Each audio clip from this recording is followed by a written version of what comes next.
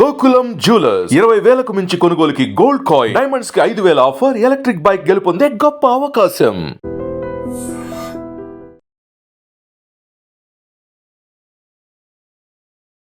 అల్లూరి జిల్లాలో జంట హత్యలు తీవ్ర కలకలం రేపుతున్నాయి. భార్యాభర్తల మధ్య వివాదం 2 నిండు ప్రాణాలను బలి తీసుకుంది. భార్యాభర్తల మధ్య వివాదం ఇద్దరిని చంపడం ఏంటి అనుకుంటున్నారా? ఎస్, అక్కతో గొడవ పడుతున్న బావను వారించినందుకు గాను బావమర్దులు ఇద్దరినీ కూడా అత్యంత పాశవికంగా బారిసే, అంటే ఒక కత్తి లాంటిది. వీళ్ళు గిరిజనులు కాబట్టి వాళ్ళు అక్కడ కొండ ప్రాంతంలో ఏదైతే పంట పొలాలు పనులు చేయడానికి ఉపయోగించేటటువంటి బారిస లాంటి, అంటే ఒక కత్తి లాంటిది ఉపయోగించి ఇద్దరిని కూడా అతి పాశవికంగా పొడవటంతో ఇద్దరు అక్కడికక్కడే చనిపోయినటువంటి ఘటన ఒక్కసారిగా జీకేవీధి మండలం చింతపల్లి క్యాంపులో అయితే కనుక తీవ్ర విషాదం నెలకొంది. గ్రామస్తులంతా ఒక్కసారిగా షాక్ అయిపోయారు. అయితే చింతపల్లి క్యాంపులో బంధువులు ఒకరు చనిపోవడం వల్ల ఈ విశాఖపట్నంలో ఉంటున్నటువంటి రాజు, అలాగే వేరే ప్రాంతానికి చెందిన అక్కడ ఉంటున్నటువంటి కృష్ణ అనే వ్యక్తులు కూడా ఈ చింతపల్లి క్యాంపు ఏరియాకి వెళ్ళడం జరిగింది. అయితే ఆ బంధువు సంబంధించినటువంటి అంత్యక్రియలు అయిపోయిన తర్వాత ఈ ఎవరైతే గెన్ను అంటే బావ, ఇద్దరు బామర్దులు కృష్ణ, రాజు మొత్తం ముగ్గురు కలిసి సీలేరు దగ్గర వాళ్ళు మద్యం సేవించడానికి వెళ్ళారు. తిరిగి ఇంటికి వచ్చిన తర్వాత ఈ గెన్ను ఎవరైతే ఇప్పుడు మృతుల యొక్క బావ ఉన్నారో ఆ గెన్ను వాళ్ళ భార్యతో తగు పడుతూ ఉండడం వల్ల ఇద్దరు కూడా వారించారు. ఎందుకు బావ మా అక్కను కొడుతున్నావు అని అడిగినందుకు ఒక్కసారిగా కోపోద్రిక్తుడైనటువంటి ఆ బావ తన సొంత బావమర్దులే నన్ను ప్రశ్నిస్తున్నారు అనేటటువంటి ఆలోచన కూడా లేకుండా ఒకవైపు మద్యం మత్తు, మరొక వైపు కోపోద్రిక్తుడైనటువంటి ఆ గెన్ను ఇద్దరిని కూడా అత్యంత దారుణంగా ఆ కత్తితో, అంటే దాన్ని ఆ వెపన్ని బారిసే అంటారంట, సో దాంతో పొడిచి చంపడం వల్ల వాళ్ళిద్దరు కూడా అక్కడికక్కడే చనిపోయారు. ఇంకొక వ్యక్తి తీవ్రంగా గాయపడడం వల్ల అతని నర్సీపట్నం ఏరియా ఆసుపత్రికి తరలించారు. ఇప్పుడు అత్యవసర చికిత్స నిమిత్తం మెరుగైన ట్రీట్మెంట్ కోసం కేజీహెచ్కి అయితే తరలించడం జరిగింది. ఇక్కడ ఒక్కసారిగా గ్రామస్తులంతా కూడా అప్పటి వరకు ఒక విషాదకరమైన ఘటన అక్కడ జరిగింది. ఒక వ్యక్తి చనిపోవడం వల్ల ఆ అంతిమ కార్యక్రమాలకు హాజరై ఇక్కడ ఇంకో ఇద్దరు ఇలా చనిపోవడం అనేది చాలా బాధాకరమైన విషయం.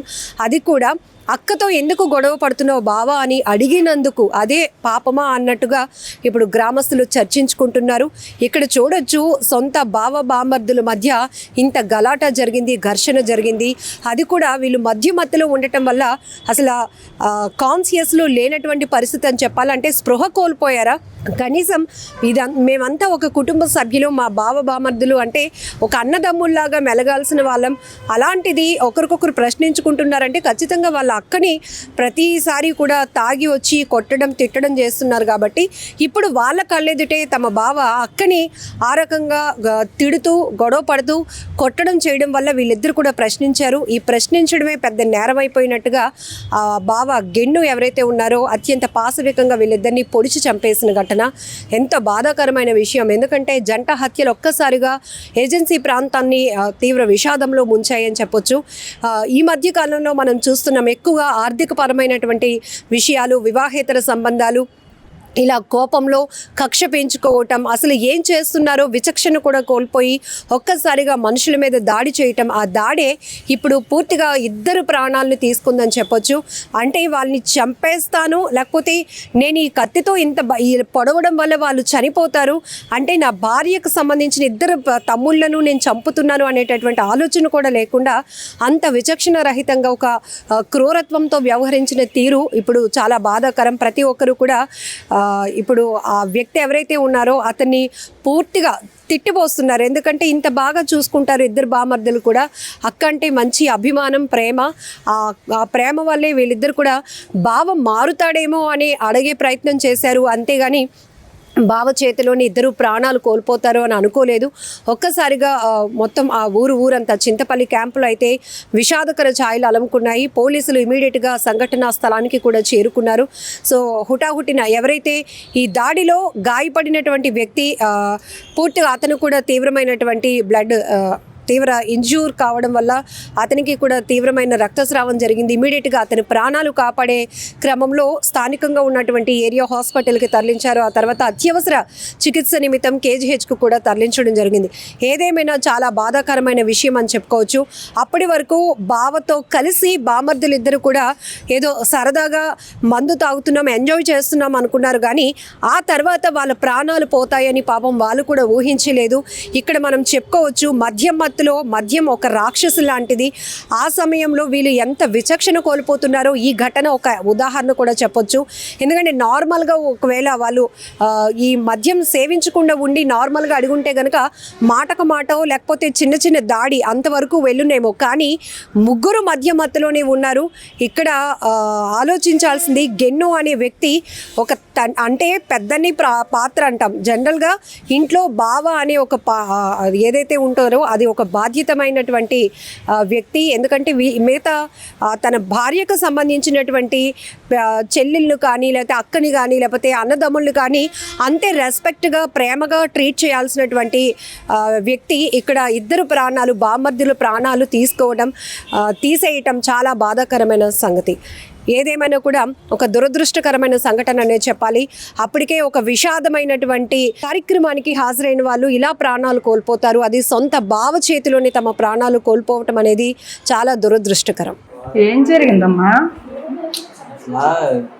వీళ్ళు వచ్చారక్క మా మాయ వాళ్ళు వస్తేమో బాగానే మాట్లాడి కలుసుకొని అందరూ అంటే మా ఊర్లో చింతపల్లి క్యాంప్లో ఉంది కదా కింద ఒక చింతపల్లి క్యాంప్ పక్క వీధిలోనే ఒక చచ్చిపోయారు.